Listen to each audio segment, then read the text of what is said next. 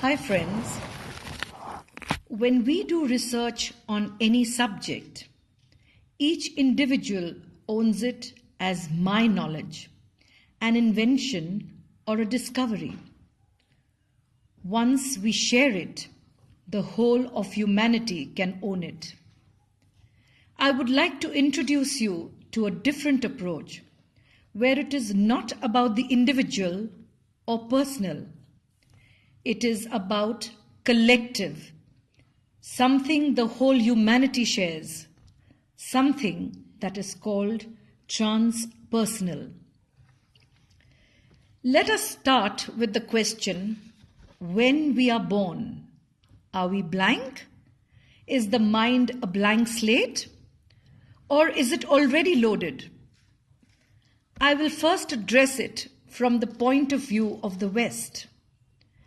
The legend psychologist Carl Jung first asked this question because he found in his patients certain common themes, symbols, imagery they saw in their dreams that were common.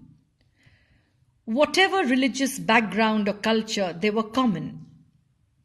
And they seemed older, or they came before any of the trauma or memories they spoke about.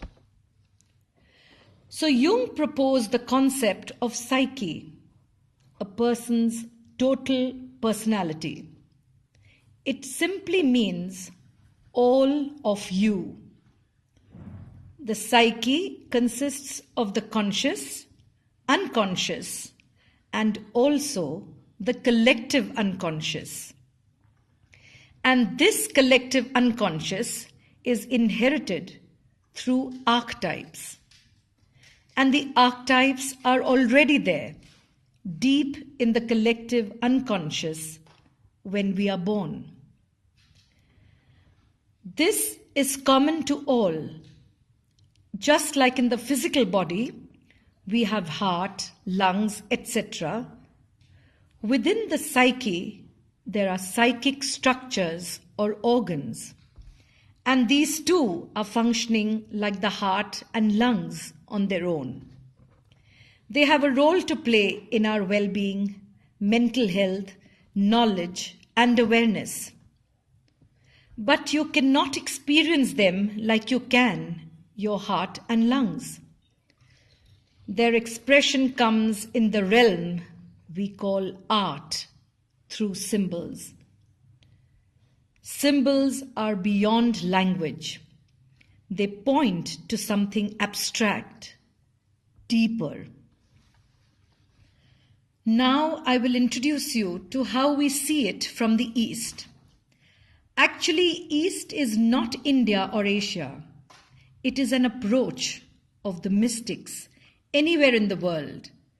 Jesus Christ, the Gnostics, the shamans of America. I would include all of them when I say East.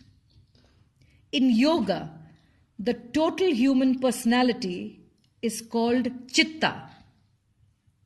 Yoga says that the Chitta gets modified from its original state of beingness, and one of the modifications of vrittis is right knowledge or pramana. Yes, right knowledge is also a movement away from pure being. And one of the components of the right knowledge is agma. Agma means the knowledge that is already there in you. Agma is the archetypes. It is not in the books. It is not in any research done by the conscious part of the psyche. This is the part we are concerned with when it comes to Yantra. The knowledge is already there within each, in the whole collective. Jung came to India. He made a controversial observation. I found it beautiful that the thinking process in India is so primitive, not so sophisticated. I say yes. That is because it is not a thinking process. It is a walk in the dark. Jung almost found his answers, but stopped. Maybe he was not ready to get into the practice level. Sorry, I don't mean to offend his followers. Tantra is a science of practice, not scholars, however brilliant. It begins at a point where the conscious mind ends, is frustrated. You don't stop when you have reached the limit of your analysis. The journey begins then, my friend. If you give up here, you will have done all the hard work and stopped. It is like searching for the Ganga, and when you get to her banks, you are too scared to dip into her waters. It's too cold, or the current is too fast. There is a nice line from the Sufi Amir Khusro. Khusro darya prem ka, jo ulti वा की धार, जो उभरा सो डूब गया, जो डूबा so par. Means the river of love or knowledge has a reverse principle.